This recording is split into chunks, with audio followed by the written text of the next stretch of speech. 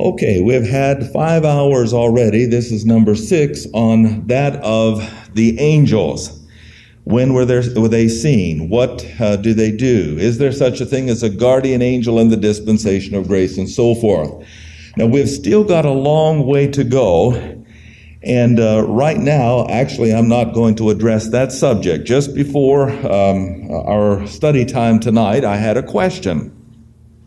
And the question had to do with the woman's place as far as the home is concerned.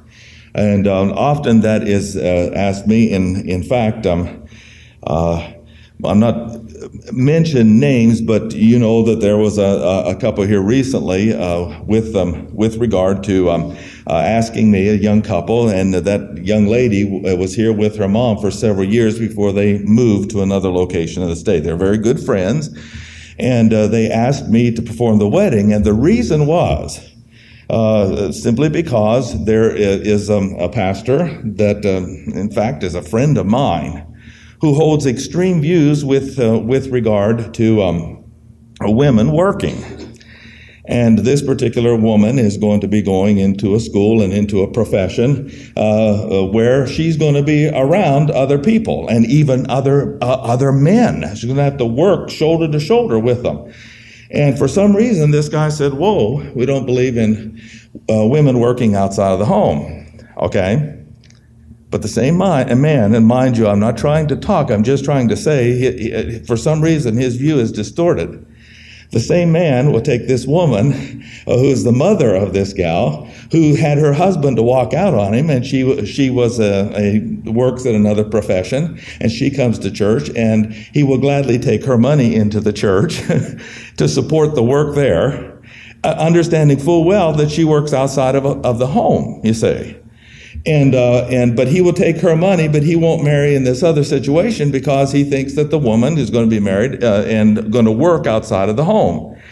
Now, that has been an issue down through the years with regard to divine establishment. Should a woman have a job outside the home? Now, of course, it can be a preference not to. However, the reason that there is so much confusion is because very few people teach the institutes of divine establishment.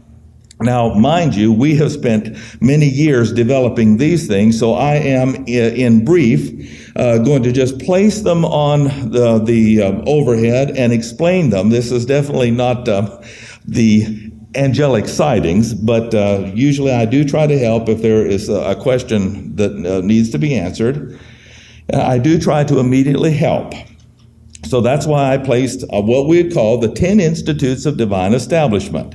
They are God, nature, self, marriage, family, church, school, business, military, and nation. Now, all of these, matter of fact, we talked about that this morning when we talked about patriotism. One of the institutes of divine establishment is a nation. You are a citizen of a nation. And you get to worship the Lord freely or not so freely, depending on what nation you're. I mean, how many of you would like to worship Jesus Christ in Iraq or Iran today? You couldn't do it. So we're glad we're Americans. But that's an institute of divine establishment. They have corrupted the laws of establishment, client nation status, and they have probably zilch by way of a pivot over there, and that's why they're in trouble. But I just said that to say that all of these are important. Now, when you come to this side, the first 4 from nature, self, marriage, and family, the authority is listed in a chain of command according to the person. It is with regard to the sex that there is a person in charge. In nature, it is always the male who is in charge of the animal world as such, and it moves on into self. You have to come to grips, and of course that's where we are in the world today. Sometimes people do not understand whether they're male or female and so forth, and that's why we're in trouble in certain areas. But you are as you were formed genetically. Therefore, you have to come to grips with what you are, how God made you as far as self is concerned, a male or a female. Therefore, the minute you get married, the issue becomes, what am I sexually? And then it becomes, to whom do I submit? It is the person. Therefore, the male is in charge of the marriage. It has to be that way. It's with regard to the hierarchy. And then with regard to the family, the buck stops on the shoulders of the father. It's the person that is in charge with regard to that. All right.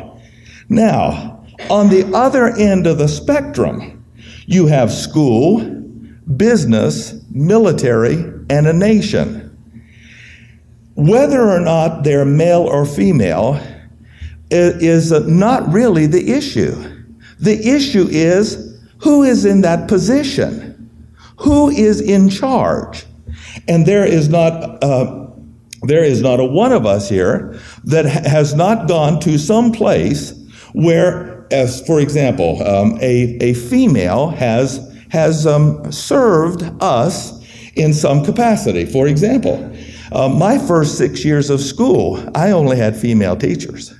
I don't guess we were so tough there in West Brownsville, and we beat up on all the guys. No, I take that back. That's not true.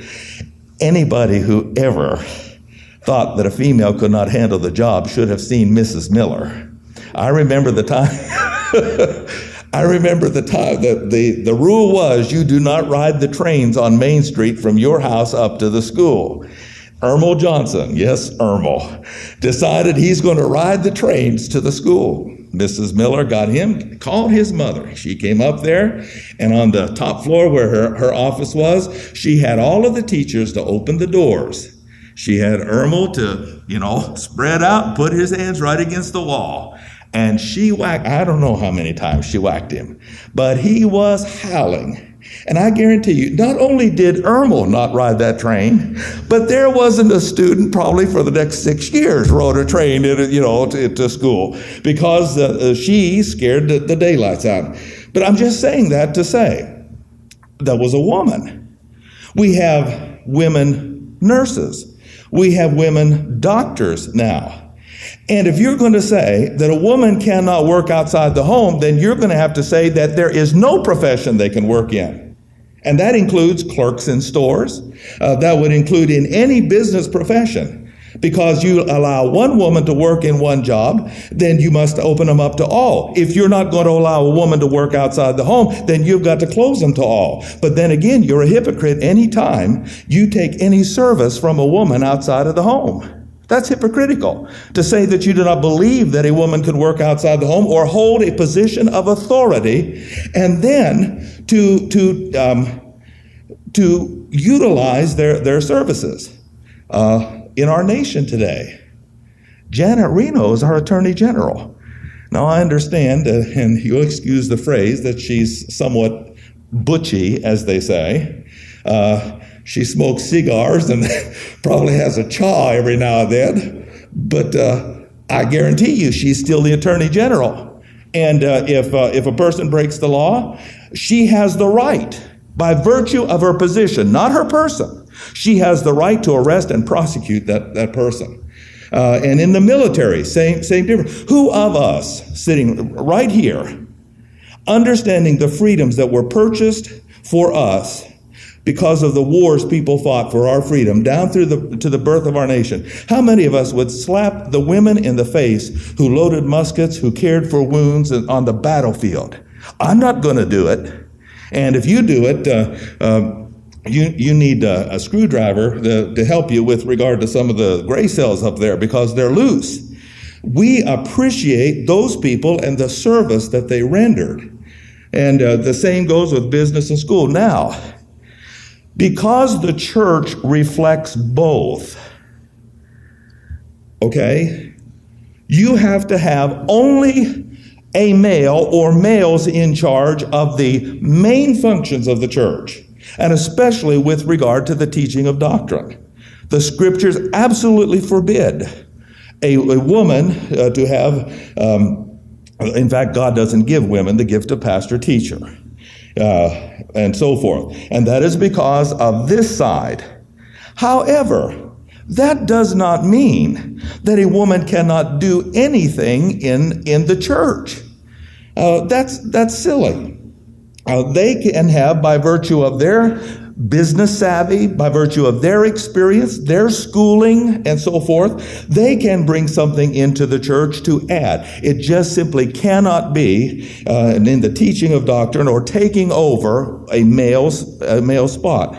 And of course, this is why we talk about local churches. This is why you cannot have a bona fide local church in a home. Temporarily, fine. But the reason is simply this. Number one, the pastor-teacher is not the authority in that home. The husband is, you see. The father is. The pastor-teacher has to be the authority in a place where he is the authority over men and women equally. If he goes into a home, then he is under the authority of the man of that home.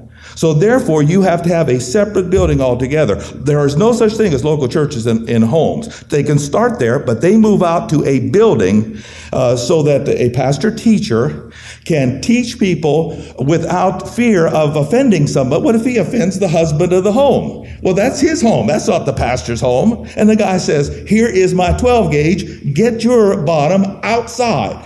Well, he's offended the guy. Can that guy do it? Yeah, it's his home.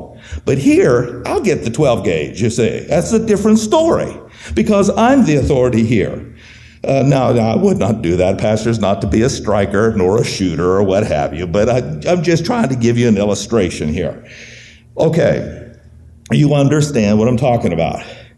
But then again, that's why you come in and you have other people serving, and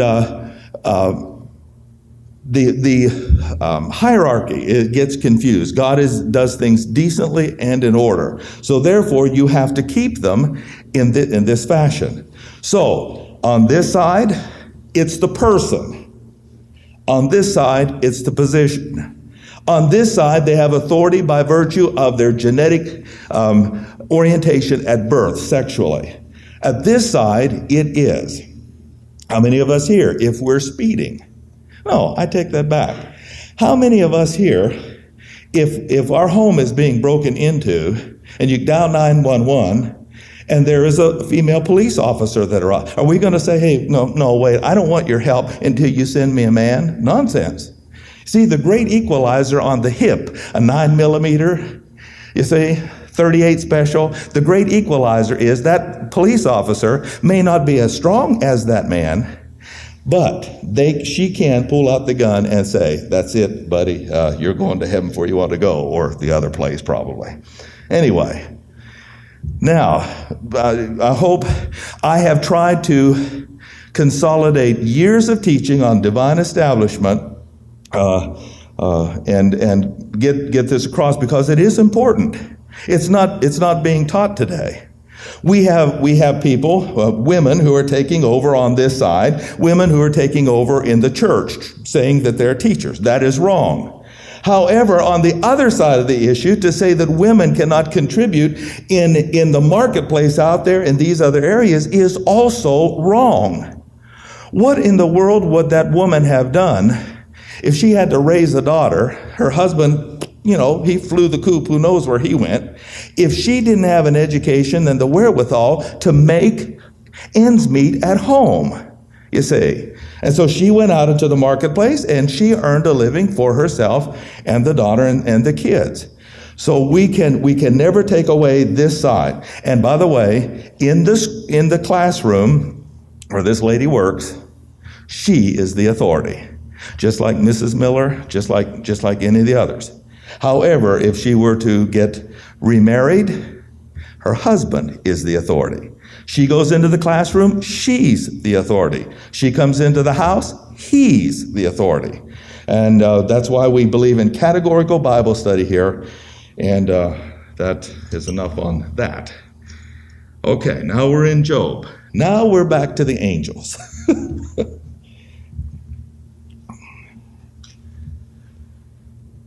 Book of Job, chapter 1.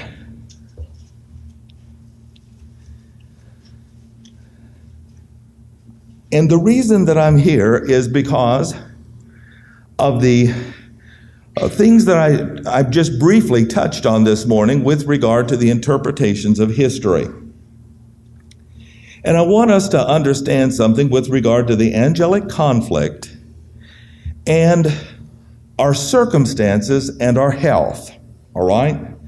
And because often there are new folks that come in, and we have had new folks come in, I like to explain this, and we're on the angels, so we're going to explain it. All right, Job, verse number 1. He was perfect and upright, one that feared God and eschewed evil. He had 7 sons and 3 daughters. His substance was great, it's so much so that he was the greatest of all the men in the east.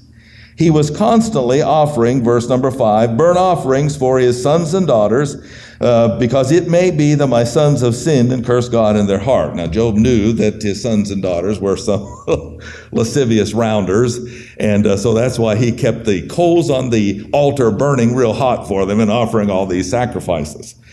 However, now here's the angelic conflict, and we're on this bottom illustration here. By the way, we'll just put Job right in the center. The reason that I do this is because you can put your name there. This is still happening even in the dispensation of grace, and even with Romans 8:28.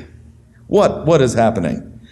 Well, we call it the wall of fire, or the hedge concept, the fortress concept around a believer who is serving God like Job was.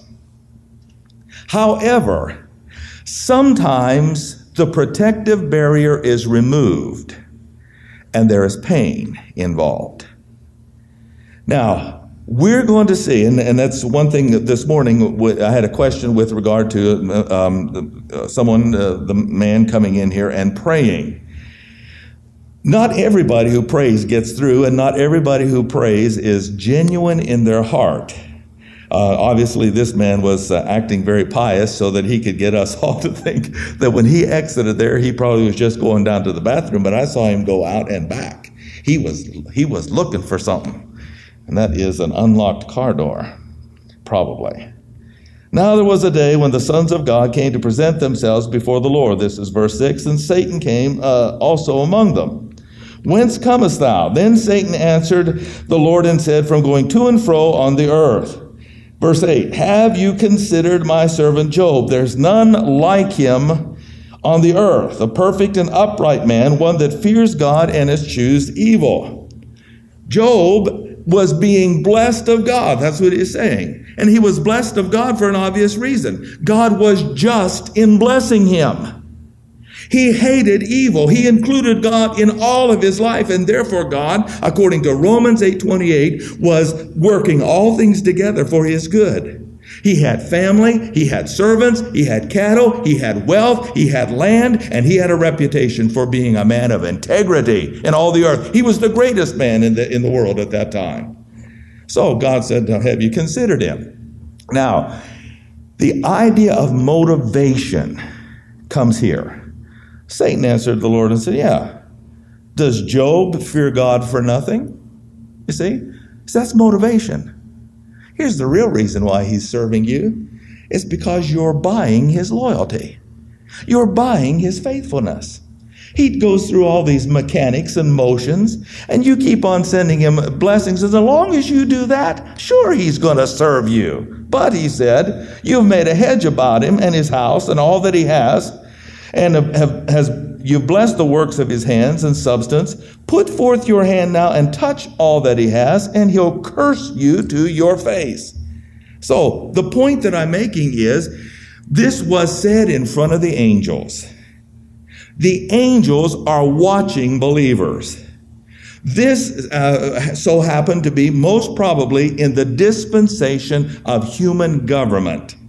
He was a contemporary with Abraham in the dispensation of human government. And one of the things about this is that there are no other sightings of angels given to us in the dispensation of human government in the book of Genesis. There is no record of an angel being spotted. However, Were the angels at work during the dispensation of human government? Yes. Where? Right here with Job. Job, if you place him historically, is right there in the dispensation of human government. So what's going on here? There was one man who was faithful out of all the others who were beginning to worship at the Tower of Babel. There was one man who was faithful, and that is Job. Now, what did Satan say? Motives. He loves you because you're buying his love. If you simply take that all away from him, he won't love you anymore. So, circumstances. Out of the protective box goes Job. Now, here is the concept that we have to look at with regard to us. Any believer that is in fellowship with God is in the eye of a storm. One good thing about this eye of the storm is that the center of it never moves, and there is a protective barrier around that person. Everything on the one hand or the other. People get sick on the one. People die on the one hand. Circumstances change on the other. But what happens with him? He's still blessed. That is the Romans 8:28 principle. God works all things together for his good. The world around you might fall apart, but you are protective in the center of his love, upheld by the everlasting arms. That's this concept. It's people who are in the storm that are tossed to and fro, that are hurting, that can't find their way, that are lost, and all of the other things that we could say about somebody in the storm.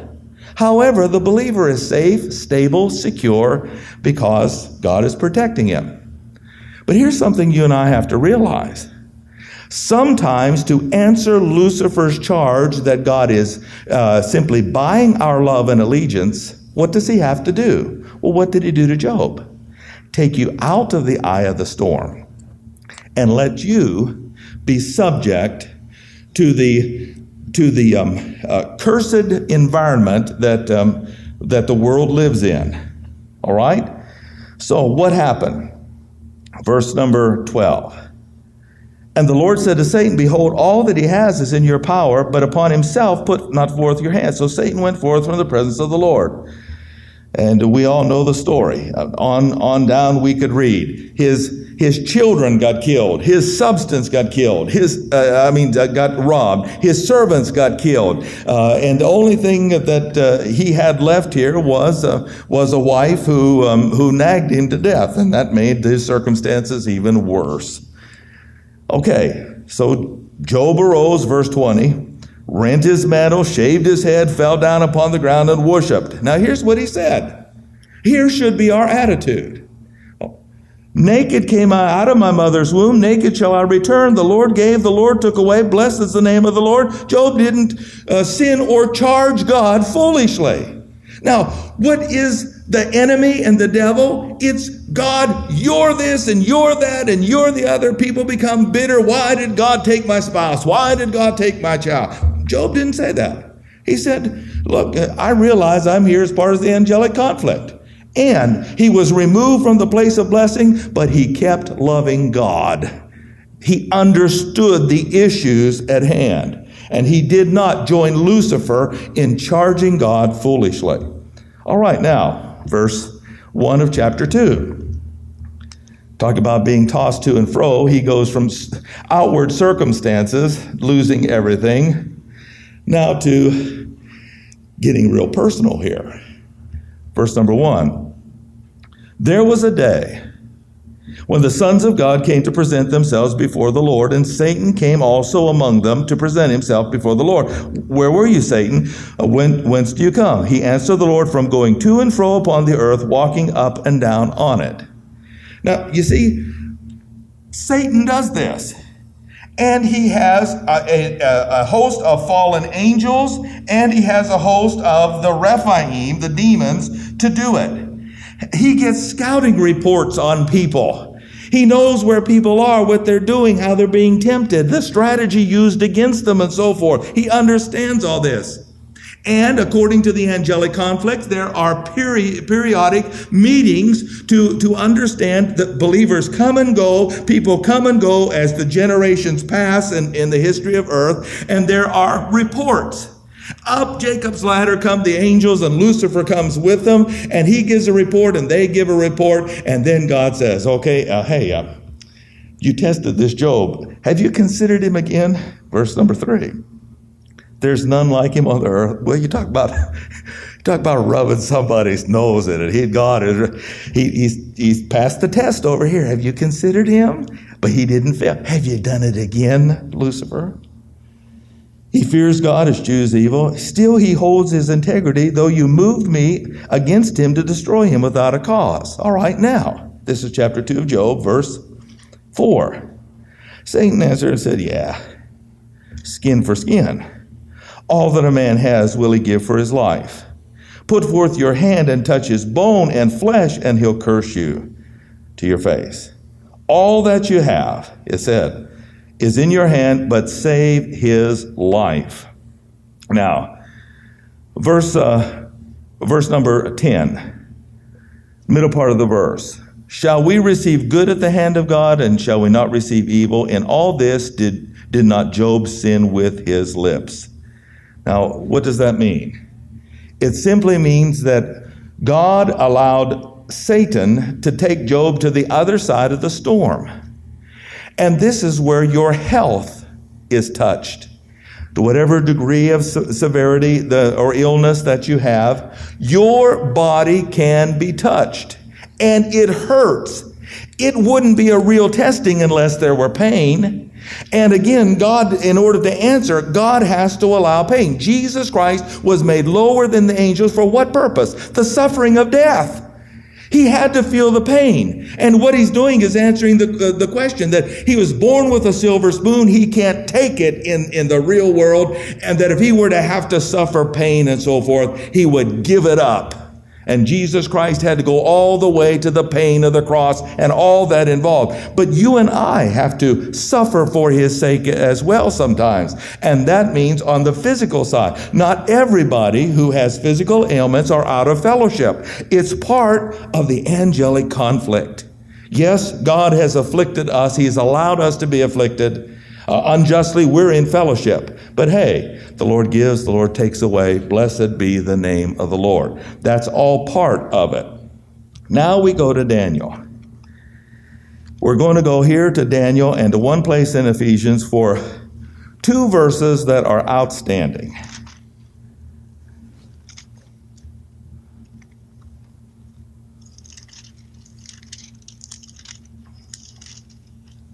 Daniel chapter 4.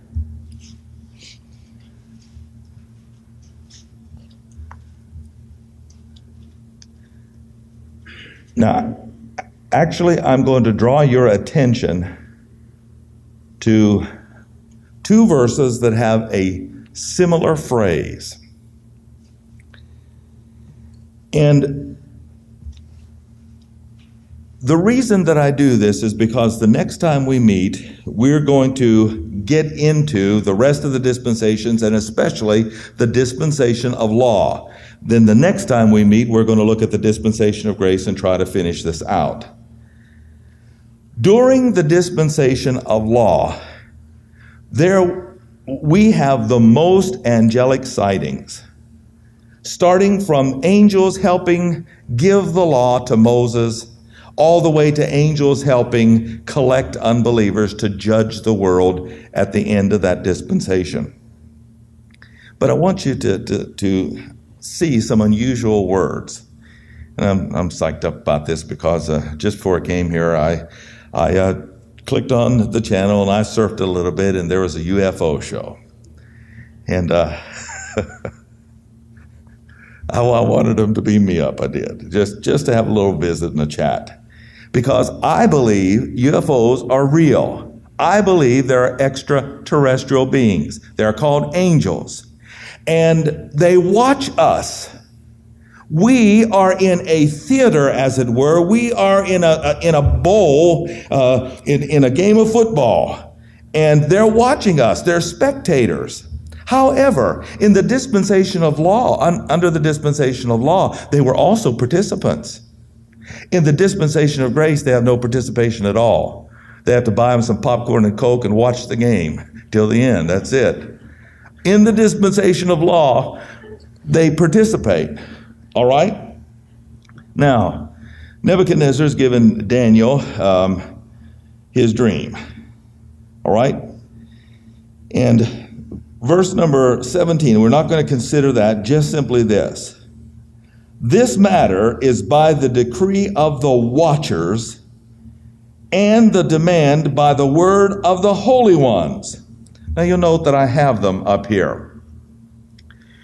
The watchers seem to be, in the overall scope of things, referees, as it were, umpire, and probably they need glasses too, just like anybody else. Blame it on the ump, boo the ump. No, these guys are absolutely fair. They're watchers to make sure that everything is copacetic. Everything is done according to the rules and tenets of the angelic conflict. The others, the holy ones, are obviously angels. In fact, both are angels, just with different jobs. One to make sure that everything is fair, the watchers, the other the holy ones. But the fact is, both groups watch, and there are reasons for that. But here, they gave the decree. As we said before, pretty much half of the book of Daniel is Daniel simply recording what an angel told him by way of Bible prophecy. An angel told Zechariah, you're going to have John the Baptist. An angel told Mary, you're going to have Jesus Christ. Angels told the shepherds where the Savior was born, you see. Angels helped Christ at the Gethsemane experience. It was angels who said, he is not here, he is risen. People saw and had conversations with angels. But when's the last time you saw one? Why? They're not in the dispensation of grace. They're watching you see.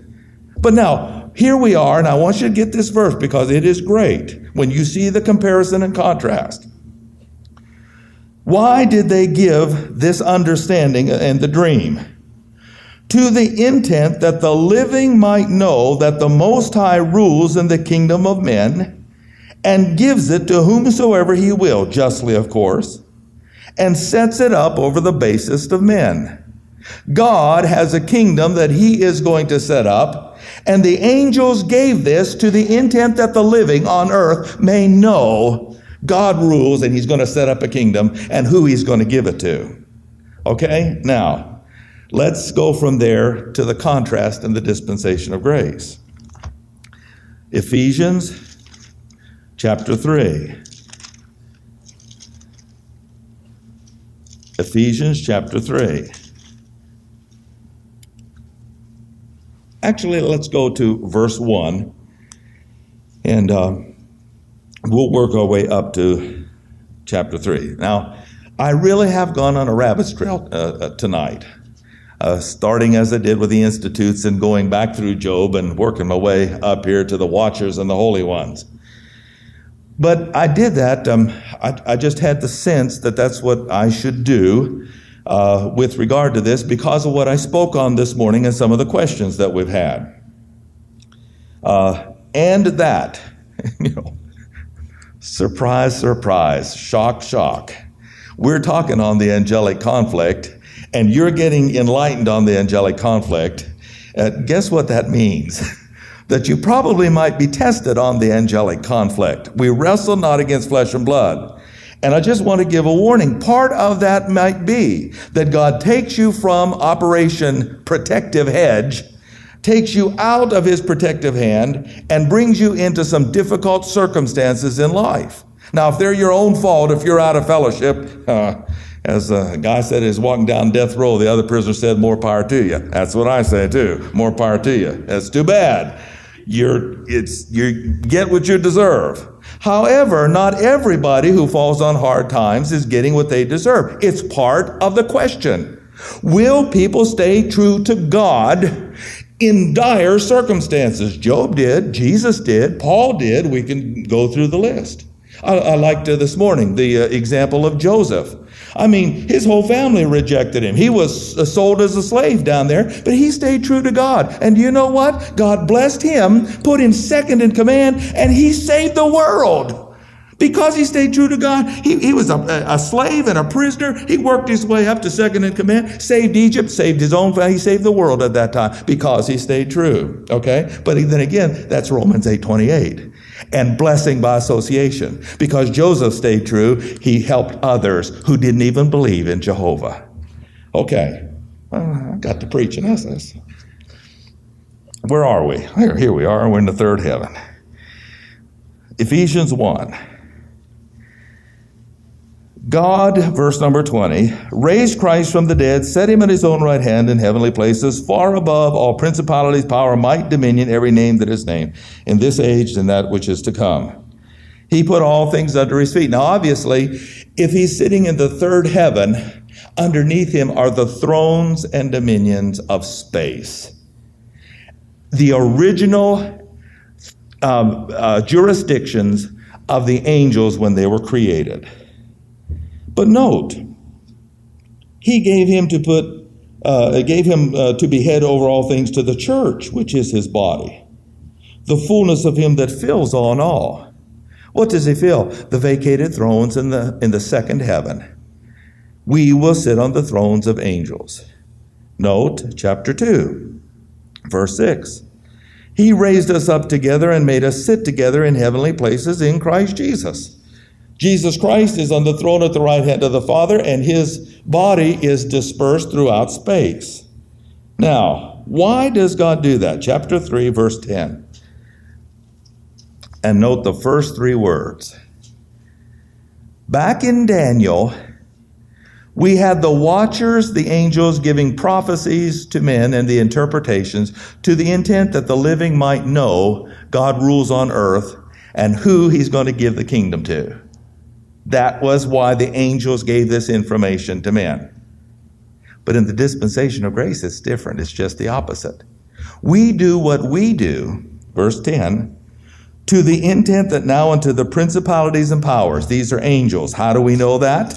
In the heavenly places might be made known by the church the manifold wisdom of God. That is, how Jesus Christ is going to sit on all the thrones of the universe, except the one at the right hand of the Father. He retains his deity as a man. Prophecy says, as the son of David in Jerusalem on earth. Mystery says that it's in the second heaven on all the thrones there. Now, guess what? We're giving angels information, and I like that. To the intent that now unto the angels in the heavenly places might be made known by the church the manifold wisdom of God. Under law, they tell men that the living might know who's going to rule in the kingdom of God. In the dispensation of the church, we tell the angels who's going to rule. Guess what? They know you. They're watching you. It's just like Dr. Cliff Robertson. He would stand up there and be on the campus of Tennessee Temple School, and students would be holding hands in chapel, or somebody would steal a kiss behind, I forget the name of the lady's kitchen there. Her food was horrendous, but we were training to be missionaries and suffer for Jesus. Somebody would steal a kiss behind the kitchen, and he would always get up there and say, if you turn yourself in, we won't go as hard on you. This is what he'd do. We won't be as hard on you as if we have to come and get you. And he would say, we're watching you. We know who you are. And he was good. He caught quite a few folks. I was never caught, though. Okay. Verse 11. According to the eternal purpose which he purposed in Christ Jesus our Lord. And that is how the heavens are going to be ruled. Now, with these thoughts, therefore, we're going to bring this study to a close. Number one, we've been talking about the angelic conflict. Some are already suffering physically. Please pray for these folks. Pray for yourselves. Because you have this information, may take you out of the protective hedge just simply to prove a point to Satan. That it doesn't matter how bad our circumstances are with personal health or falling on hard times, we believe that God is going to supply our every need and take care of us. Though he slay me, said Job, yet will I trust him. And that should be our attitude in the angelic conflict. The Lord gave, the Lord took away, blessed be the name of the Lord. So, prayer and steadfastness. On the other hand, please be aware that we are not alone. You know, you always get these UFO sightings. We're not alone in the universe. Well, we're not. There are two groups of beings watching us. Actually, it's just one group. They're the angels. But one group's called the watchers, to make sure that, as God said to Lucifer, you can take away all that he has, don't take his life.